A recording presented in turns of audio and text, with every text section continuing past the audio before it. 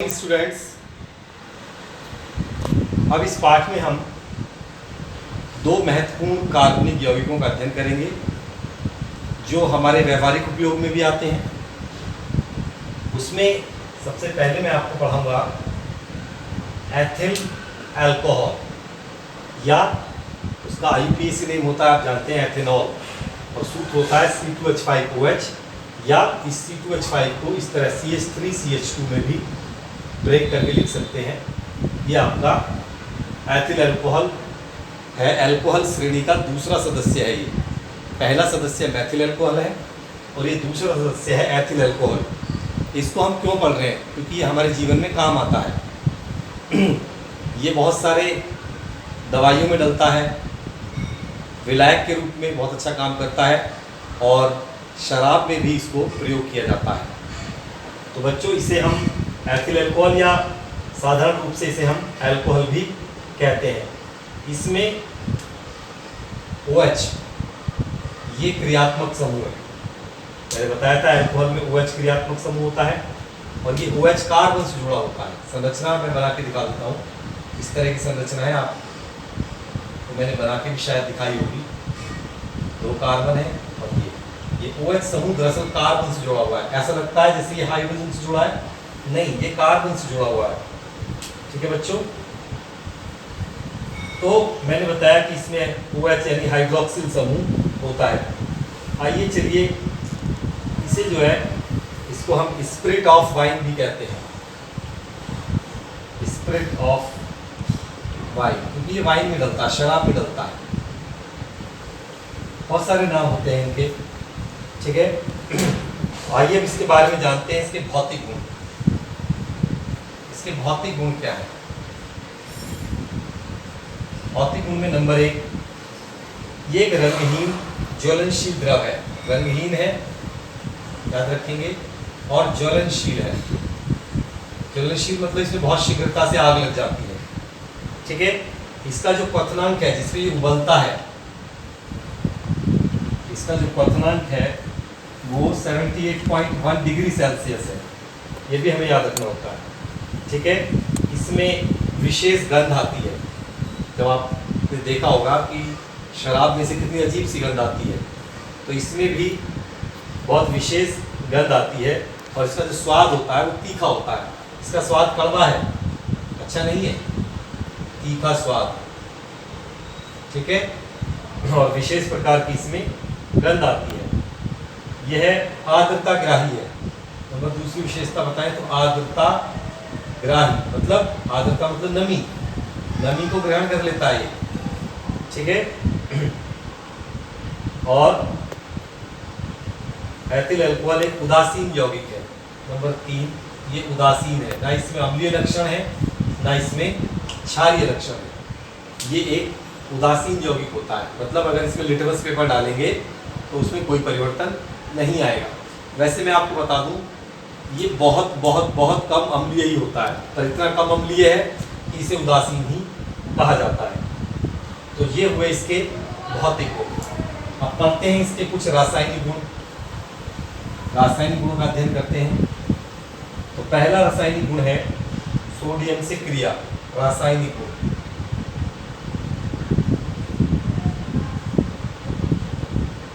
रासायनिक गुण, तो उसमें पहला है सोडियम से क्रिया।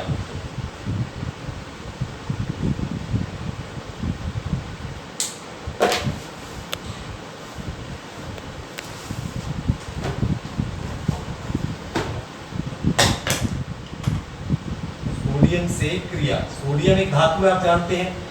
तो आपका जो एथिल अल्कोहल है C2H5OH, इसकी सोडियम से क्रिया कराएंगे। देखो बच्चों, मैंने आपको पहले ही बताया था, जो सक्रिय धातु होती हैं वो अम्लीय हाइड्रोजन को विस्थापित कर देती है। मैंने कहा था इसमें हल्का सा अम्लीय लक्षण है, और ये अम्लीय हाइड्रोजन है। तो सक्रिय धातु अम्लीय हाइड्रोजन को हटा देती है, तो सोडियम इसे हटा देगा। सोडियम बहुत ज़्यादा क्रियाशील है और खुद आ जाएगा। ये हाइड्रोजन हाइड्रोजन गैस के रूप में निकल जाएगी। इसे अब आप संतुलित करेंगे, ये आपका काम है। ठीक है, अब B, दूसरी अभिक्रिया, दूसरी है सांद्र सल्फ्यूरिक अम्ल से क्रिया। सांद्र सल्फ्यूरिक अम्ल। सांद्र सल्फ्यूरिक अम्ल क्या होता है? H2SO4 से क्रिया कराएंगे। बच्चों ये सांद्र सल्फ्यूरिक अम्ल जो होता है ये एक निर्जली कारक होता है। क्या है ये? निर्जली कारक, ये जल निकाल देता है, एक निर्जली कारक है। ठीक है, तो जब ये इससे क्रिया करता है तो हमें थोड़ा ताप का ध्यान रखना पड़ेगा कि किस ताप पर अभिक्रिया हो रही है। अगर कम ताप है तो क्या उत्पाद बनेगा, और अगर अधिक ताप है तो क्या उत्पाद बनेगा। जैसे ये एथिल अल्कोहल है C2H5OH। एक और अणु लेते हैं, इसका थोड़ा उल्टा लिख देते हैं, ऐसे उल्टा करके मैंने लिख दिया। सांद्र सल्फ्यूरिक अम्ल अभिक्रिया में भाग तो लेता है पर वो सिर्फ जल निकालने का काम करता है। जल निकल जाएगा। जल का फार्मूला होता है H2O।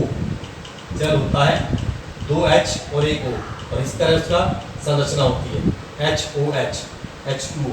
तो यहाँ से 1H, यहाँ से OH, ये जल के रूप में निकल जाएगा और बाकी आपस में जुड़ जाएंगे। ये बनेगा C2H5O C2H5 प्लस, चाहे आप जल लिख सकते हो।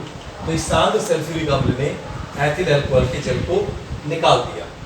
तो यहाँ पर ये कितने अभी ताप पर हुई? 140 डिग्री सेल्सियस पर, और इसे कहते हैं डाई एथिल ईथर। ये दो इसमें एथिल है, नाम बनाना बताया था मैंने ईथर का, डाई एथिल ईथर बना। अगर अभिक्रिया थोड़े और ज़्यादा ताप पर करा दी जाती है तो ये मैं इस तरह लिखना चाहूँगा फार्मूले को, जैसे ये है CH3CH2OH। अगर 170 डिग्री सेल्सियस पर अभिक्रिया हो रही है तो सांद्र सल्फ्यूरिक अम्ल क्या करेगा? सांद्र H2SO4 इसी में से जल का अणु निकाल देगा। यहाँ से H निकल जाएगा और यहाँ से OH पूरा, तो HOH जल का अणु निकल जाएगा। तो एक वैलेंसी यानी एक संयोजकता इसकी मुक्त होगी, एक संयोजकता इसकी मुक्त होगी, तो दोनों के बीच में डबल बॉन्ड बन जाएगा CH2 डबल बॉन्ड CH2, और ये यौगिक बना आपका एथिलीन गैस, एथिलीन बन गया ये प्लस H2। तो ताप का भी ध्यान रखना है, कितने ताप पर अभिक्रिया हो रही है। इंपॉर्टेंट अभिक्रियाएं हैं, रासायनिक अभिक्रिया याद करेंगे। ज़्यादा रासायनिक अभिक्रियाएं नहीं है हमारे कोर्स में, तो जो आती हैं उन्हें अच्छे से याद करते रहेंगे। तो मैंने ये सोडियम से क्रिया समझाई, सांद्र सल्फ्यूरिक अम्ल से आपको इसकी क्रिया समझाई। एक और महत्वपूर्ण क्रिया मैं इसकी समझाने जा रहा हूँ आपको, समझिए क्या होता है। एसिटिक अम्ल से अभिक्रिया, एसिटिक अम्ल या उसे हम एथेनोइक अम्ल भी कहते हैं, IUPAC नेम है उसका, एथेनोइक अम्ल से क्रिया। क्या होगा बच्चों? एसिटिक अम्ल या एथेनोइक अम्ल से क्रिया करेंगे तो इसमें सांद्र H2SO4 की उपस्थिति होगी। ये उपस्थित रहेगा अभिक्रिया में, इसकी उपस्थिति में क्रिया करानी है।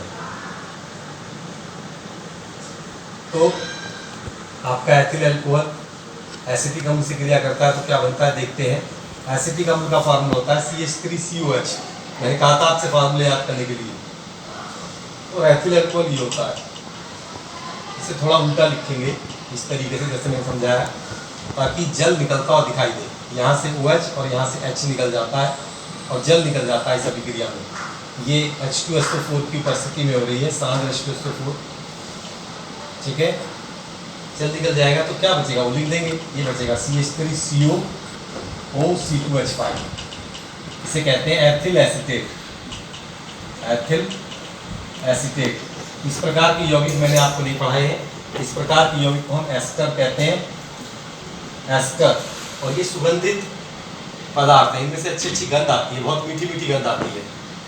इनका प्रयोग हम, इसी गंध का प्रयोग हम कोल्ड ड्रिंक बनाने में या अन्य चीज़ों में भी कर लेते हैं। तो इस प्रकार एस्टर बनता है जब एथिल अल्कोहल अभिक्रिया करता है।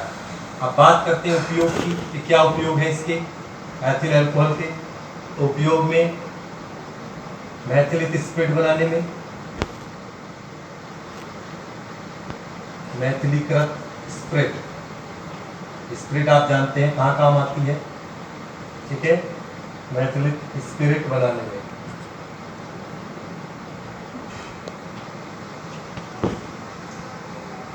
मैथिलित स्प्रिट बनाने में।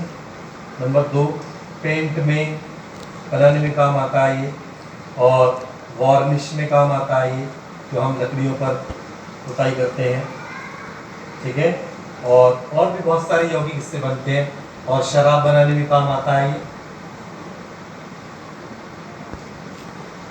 बहुत सारे इसके उपयोग हैं, बहुत सारे यौगिक बनते हैं। इससे क्लोरोफॉर्म भी बन सकता है, CHCl3, और इससे आप एसिटिक अम्ल भी बना सकते हैं। बहुत सारे यौगिक इससे बन जाते हैं।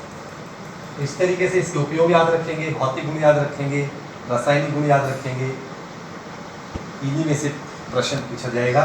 तो आज मैं सिर्फ आपको यही यौगिक पढ़ाऊंगा, कल मैं आपको दूसरा यौगिक एसिटिक अम्ल पढ़ाऊंगा, ठीक है। तो आज की क्लास में इतना ही बच्चों, नमस्कार, धन्यवाद।